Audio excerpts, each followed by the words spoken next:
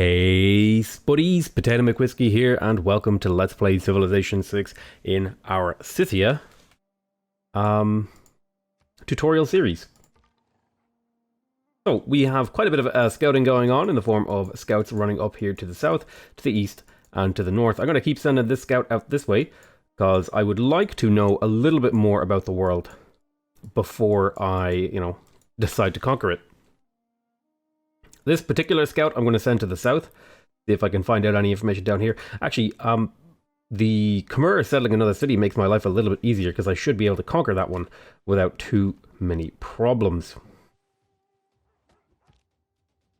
And if you get into a position like this where there is a single barbarian unit attacking your scout, just find a defensive tile like a hill or a forest with a hill across a river, etc. Use the defensive terrain bonuses and just fortify it, and your scout will heal and also have a high defense where he will survive being attacked, and you'll get to preserve your unit. So this slinger is just hanging out being a fog buster. I'll go ahead and put him on alert. And of course he's going to block me here. And again, so we just stay fortified here. I could get this kill, and I think I will, because it will actually heal my scout up from the kill and give him a very small amount of experience. We're going to go ahead and pick this up, and we gained another recon unit. Not really exactly what I was looking for. I think my audio is a little bit quiet here, so I'm going to push that up slightly.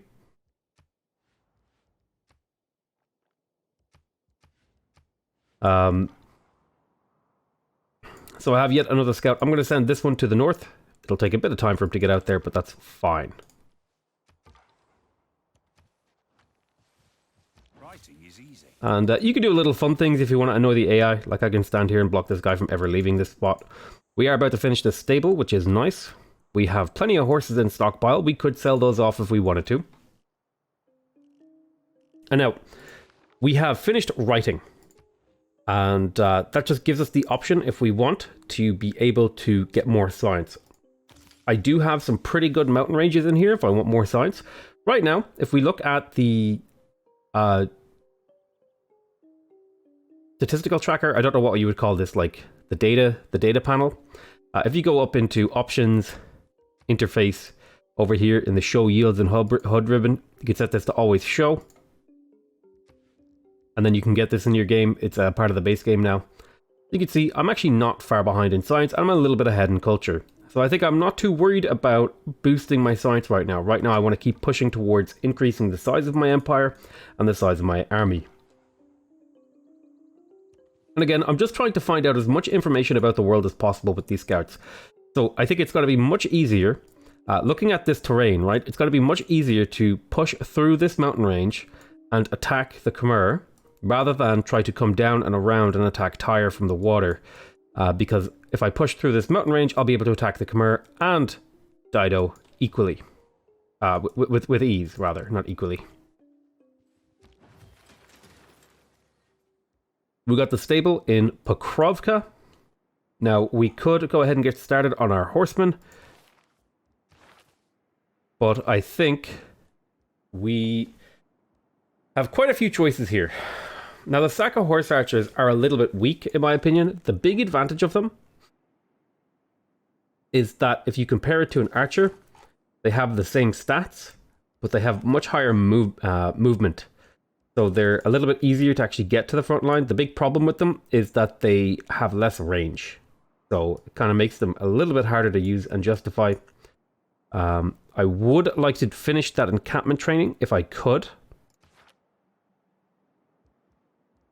So here's what I'm thinking. I'm thinking I do the encampment training, which will push me closer to a great general, and then I can use the land surveyors card, the colonization card, to get another 2 settlers, and then go into horsemen. So I think that's what we're going to do to try and push this. And it's okay to do this sort of thing early if you have a particular great person you need. For example, I would really, really like Sun Tzu, because he is going to boost any of the units that are in the classical and medieval era, and since I plan to use horsemen very heavily, that is quite good. Now, one thing you can do is if you're at your maximum stockpile, is you can actually queue up a horseman that'll sort of use up the stockpile, and then just use this Q button up here and queue up the encampment training. Oh, I guess I actually have to put a turn into it, right? Yeah, well. I could put a turn into it, but like if you want to extend how much horses you have, that's kind of a neat little trick that you can do. But I'm not going to do that right now. I should be fine.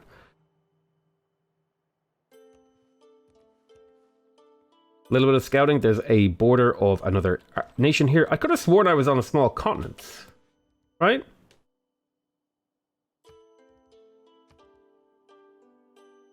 Yeah, I thought I was on continents, but apparently this is there's 4 out of the possible 6 civilizations on a single island, which is a little bit weird. Usually you'd expect 3 and 3 on each island, but kind of makes my life a little bit easier. Right now we're just continuing to explore. We have no major goals or objectives to accomplish. We're kind of just waiting for production to be done. I'm going to move up here and see if I can't get rid of that scout.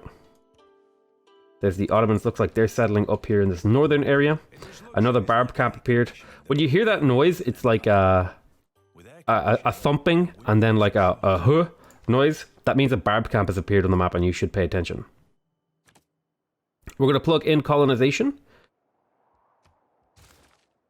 We're going to grab our governor title, and we want to get down to here, Embrasure, which gives a free promotion to my units.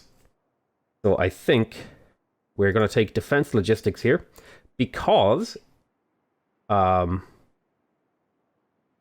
will give you +1 additional strategic resources. Now, that seems like a pretty good idea, right? Because we've got horses, and we could even have both copies of horses in this one single city.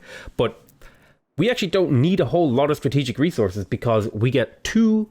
Every time we build 1 light cavalry, we essentially get... We basically double our horses, right? Our horsemen only cost us 10 horse strategic resources. So we actually don't want this defense logistics. We want to get to Embrasure, and we want to sort of choose between these two. However, we are going to be using Victor to train our army, and then later on, we're going to be using him as a loyalty sort of shield.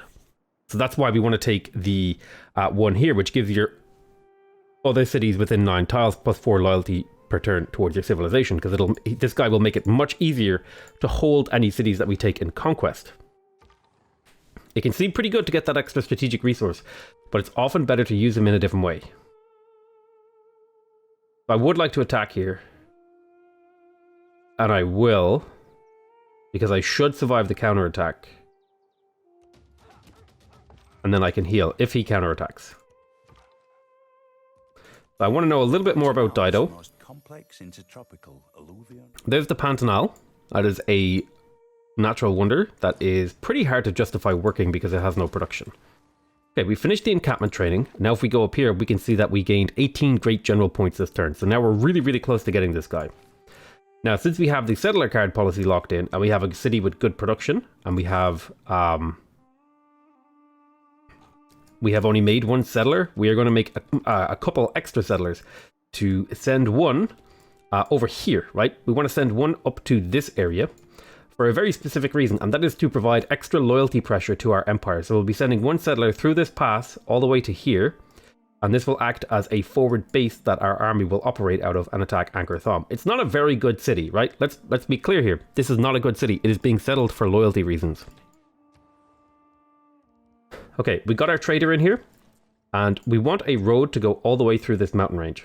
So we are going to trade with Akkad. Now, you could make the argument that it would be better to trade from the capital, and so I will trade from the capital. And now we're going to work on the government plaza, because we're 8 turns away from political philosophy, and that means these line up pretty well. I get to steal a builder, that's cool.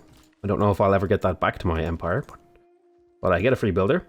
Now on this warrior, we are going to take a promotion because his health is low enough to justify the promotion. And the best promotion to take is Battle Cry, because while Tortoise is very good, it gives you only defense against ranged attacks, whereas Battle Cry gives you offense and defense. So unless you specifically only plan to use your melee units to defend against ranged attacks, Battle Cry is always better, because it applies to offense and defense. It makes it tankier against melee and against range.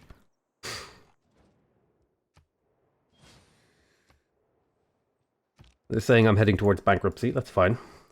Now, we could either choose to trade with a CAD or we could choose to trade with Anchor Thumb. I'm going to choose to trade with Anchor Thumb because this is the invasion pathway. I want the trade route to reflect the invasion path, which is through this mountain range.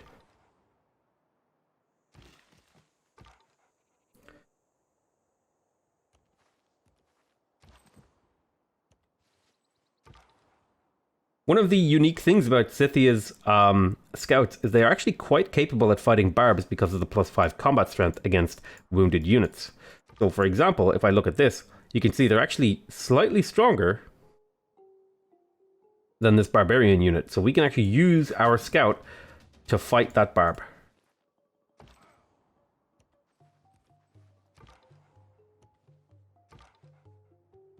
So we're just, again, casually moving, exploring.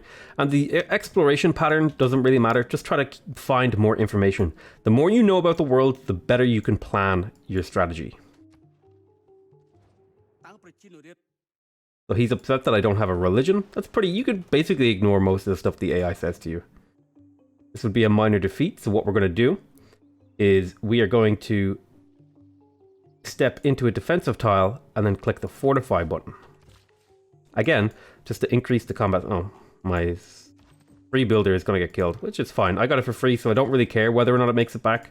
It's not something I'm willing to invest a whole lot of effort into making sure that it makes it home, since it is so far away and it would take a very long time for me to... I would have to commit a lot of resources to getting this builder back safe, because I'd have to bring it all the way around. So it would be a very long time before I get the benefit of this, and a big investment in my unit's sort of time to get that investment. So I really don't care about this builder, so I'm happy to let him get captured again.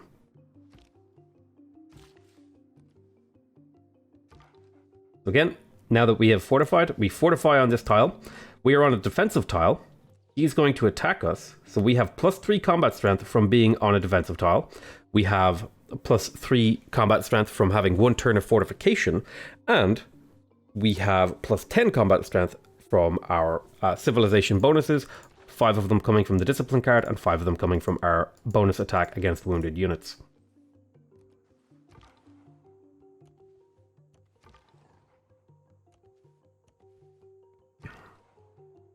And so one thing to keep in mind is when you have 2 units over here and these guys are both going the same directions, I kind of want to try to loop this guy up and around to the northeast if possible. If that's an option, that's the way I want him to go, because I would rather than having both of these guys uncover the same terrain, I want them to uncover different terrain, if at all possible.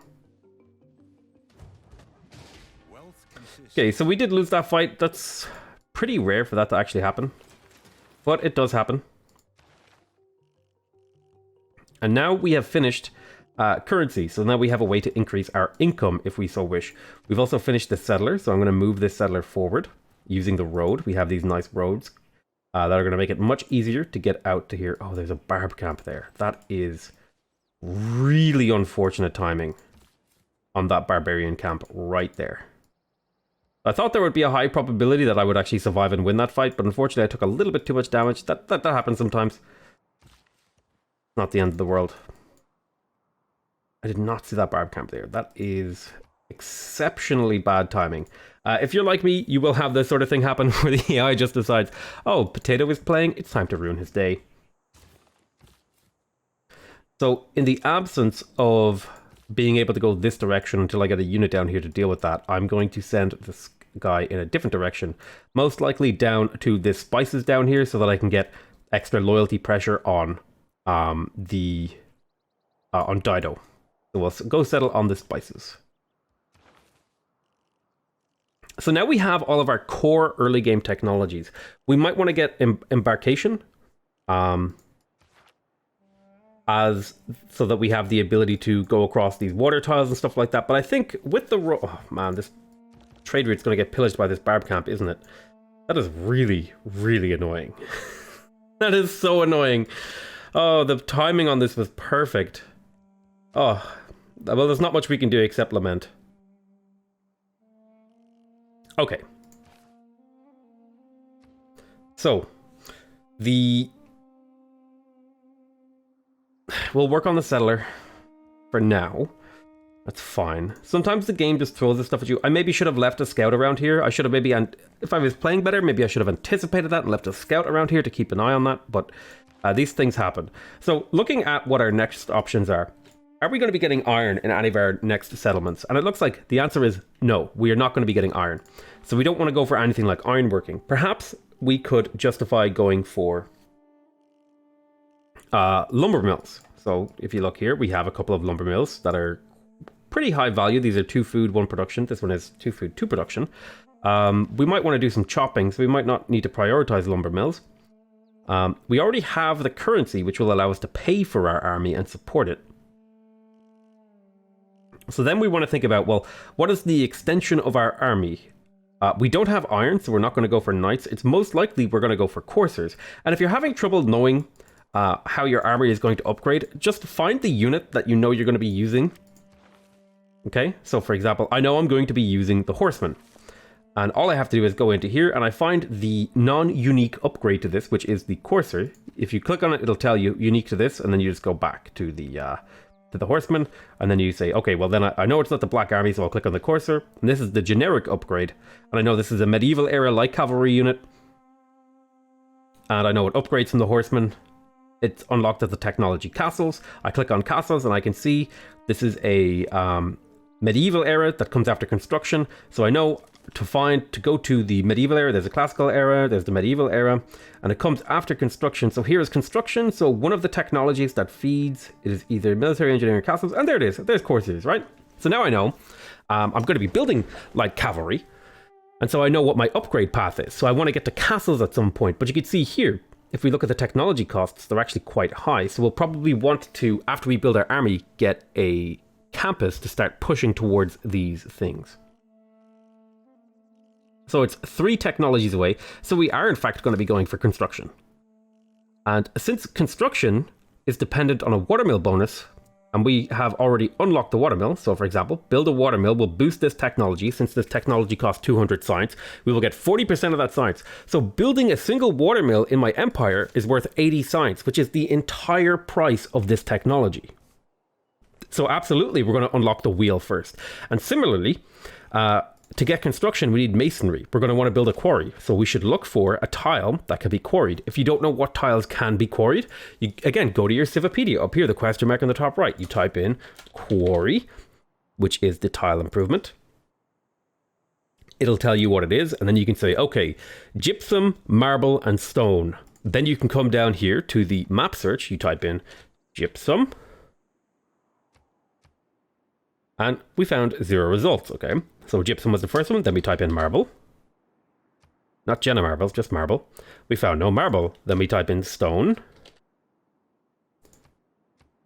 And there's stone, so it looks like I do have stone. So I know that I can get the boost for masonry if I get a builder, right? So this is how you can, as a new player, learn to navigate the game systems in a way that allows you to play effectively, even with a very limited amount of knowledge, because of the Civipedia and the search functions and all the tools that the game gives you to learn about and plan your way to play.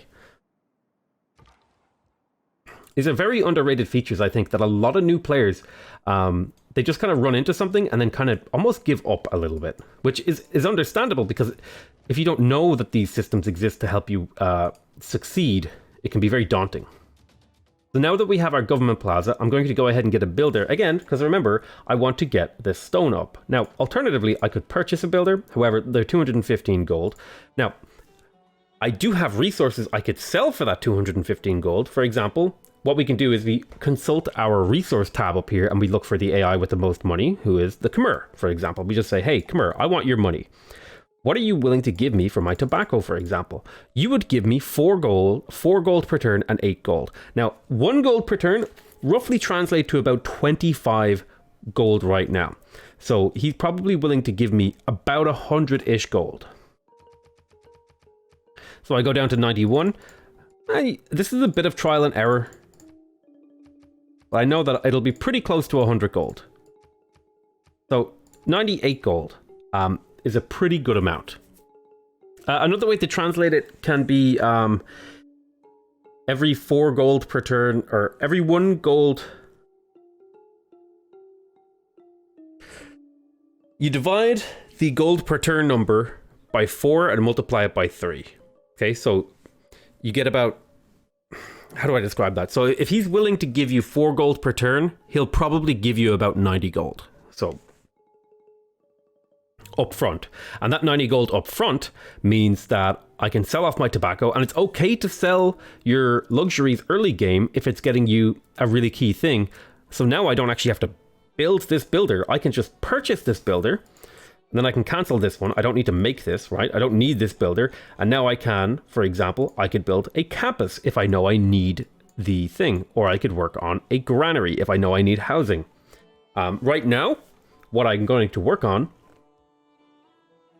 is a little bit unorthodox, but it actually is a pretty cool strategy. I'm actually going to chop out a builder in 2 turns, and I'll show you how and why, because what this is going to allow me to do is chop out my army and stuff like that. And I'll go over chopping once we get there. Now, if I had been playing a little bit smarter and planned ahead a little bit better, I would have actually had Magnus appointed. I would have appointed Magnus with his 50% yields from plot harvest and had him positioned in Issyk. And I think I'm going to do that because I have so few cities. The impact of Magnus is very, very high. And even though I really, really, really want to embrasure before I start building my military, because this gives my military units that I trained in the city with Victor +1 free military promotion. I remember I'm building 2 units, so I'm getting double value out of this. I'm actually going to stall my build for 5 turns for Magnus. So it's a little bit of a mistake, but it's fine. So yes, please make your way down there. I will send the slinger to hopefully deal with this. I will probably upgrade the slinger to an archer. I will probably need to sell some stuff. I could sell my horses, for example, as well. Preferably to someone who I'm not going to war with immediately, and someone who doesn't already have horses. And I will only give him 20. And he will give me about 1 gold per turn for those 20 horses. So I kind of want to shop around a little bit and say, okay, who will give me the most for 20 horses? And the other thing you can do, if you don't want them to have the ability to actually build a unit, you can give them exactly 19 horses and you'll get roughly the same amount of money, but they won't actually be able to build a unit that'll make your life harder. That's a sneaky little trick. Like, if I know every AI doesn't have access to horses, I can give them all 19 horses each, and they won't be able to actually build a horse unit. However, if they get access to horses, it doesn't matter, right, that I gave them horses, because now they have horses themselves anyway. So if I look here, he's willing to give me 1 gold per turn. So I divide that by 4 and multiply it by 3. Divide it by 4, I get 0.25. Multiply it by 3, I get 0.75 gold. Then multiply by... I can't remember exactly how the math works. You divide it by 4 and multiply by 3. And then add a 0. I can't remember exactly. I'll do it, right? So he's willing to give me, if I click the thingy, 11 gold plus this. So I know he's going to give me at least 11 gold.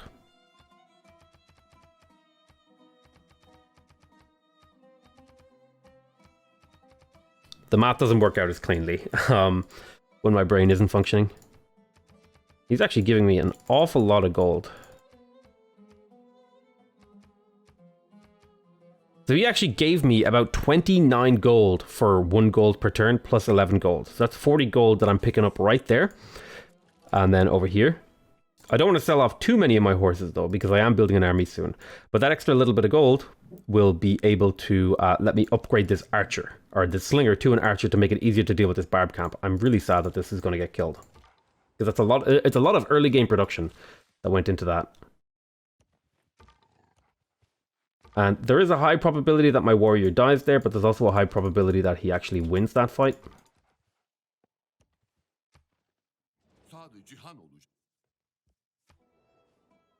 I should have maybe stopped him to heal, but he has a major victory. And as long as there's no other unit in the area, he'll be fine. He'll get a heal off this. I'm a bit sad that I lost my scout over there. You should be able to make your way safely now. I've basically cleared the way, as long as another barb camp doesn't appear. I'm going to have you escort this settler. You're going to come here, and then upgrade, and then make your way. Okay. So this builder we'll probably go quarry that stone, I think, first, just to give him something to do while we wait for Magnus to establish.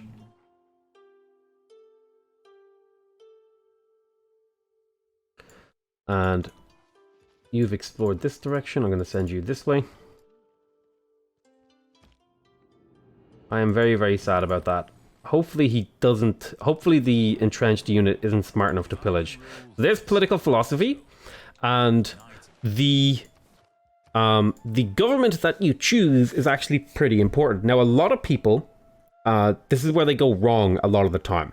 So, for example, let's sort of analyze each of these governments individually for our current situation. If we look at oligarchy, this would give us +4 combat strength on all of our melee, anti-cavalry, and naval melee units. Well, we know that we don't plan on using melee, anti-cavalry, or naval melee class units, right? Because our plan is to use light cavalry. So instantly, one of the major bonuses or boni, boner, of this government, I'm sorry, I can't help myself, okay?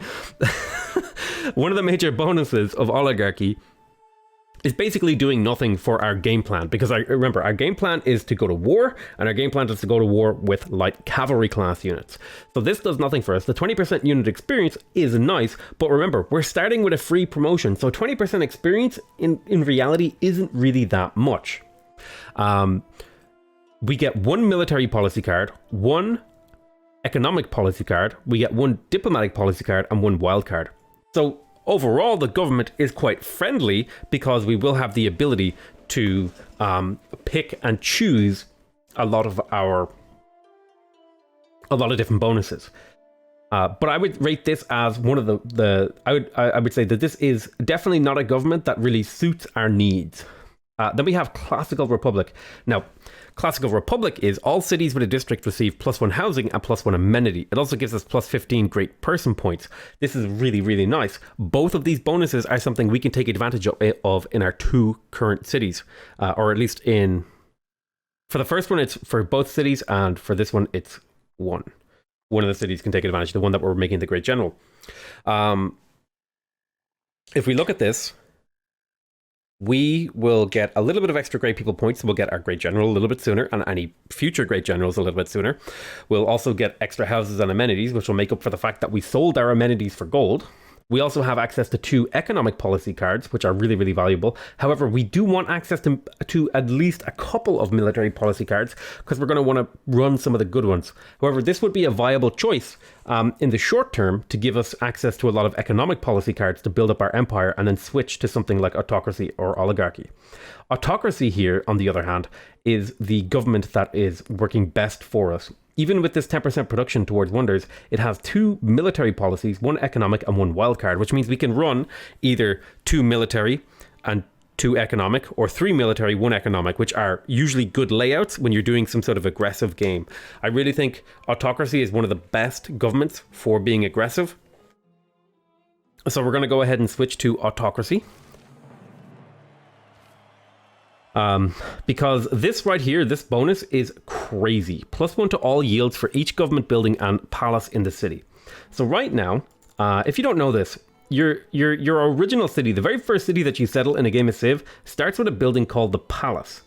And the Palace gives you 2 production, 5 gold, +2 science, +1 culture, +1 housing, and +1 amenity, and has a great work slot. That's why if you go up here into the great work window, I actually don't have access to it because I haven't made a great work yet, which is kind of odd, or unless I'm just blind.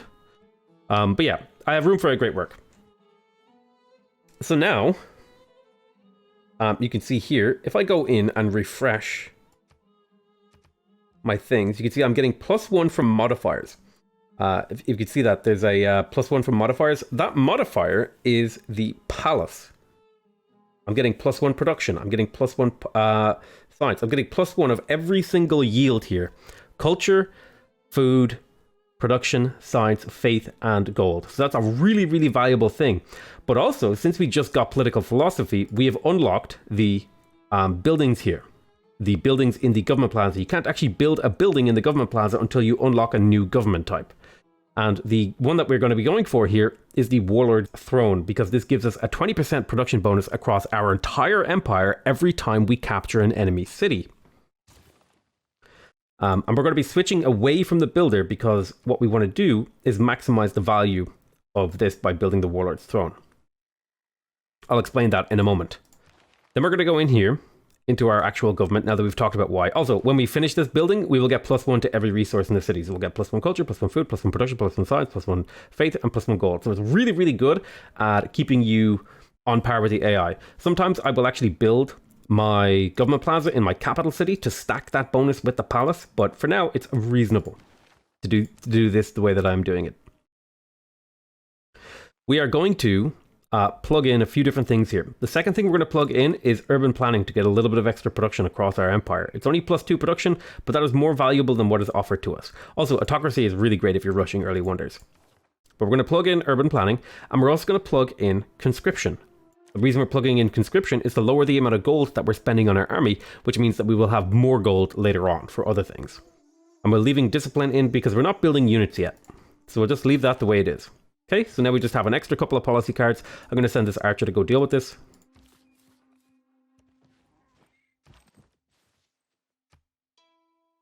We are in a new era. Unfortunately, we did not get the Golden Age. It's not the end of the world. It is, you typically, if you are going to war, you would like to be Golden Aging. However, normal age warring is just as reasonable. It's a perfectly reasonable way to go about things.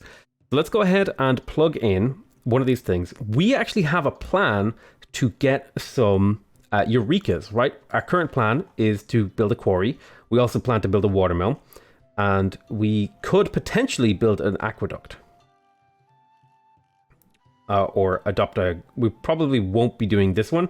But we have a plan to get some Eurekas, right? And we can actually play around this. So I'm going to go ahead and take free inquiry. We could do the same thing with civics, right? But we have less plans to play around these civics.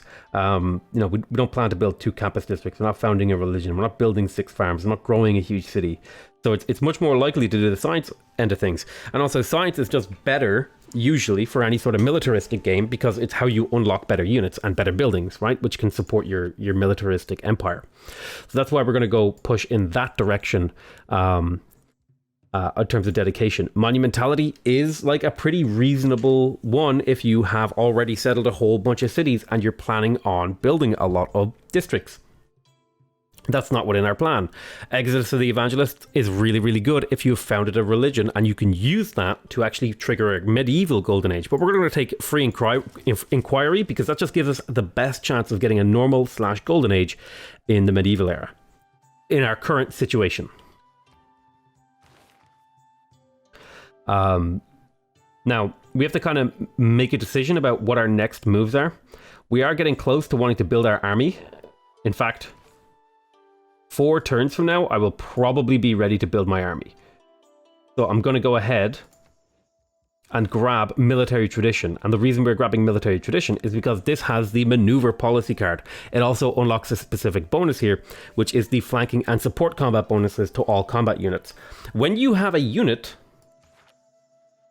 let us say, for example, I had a unit.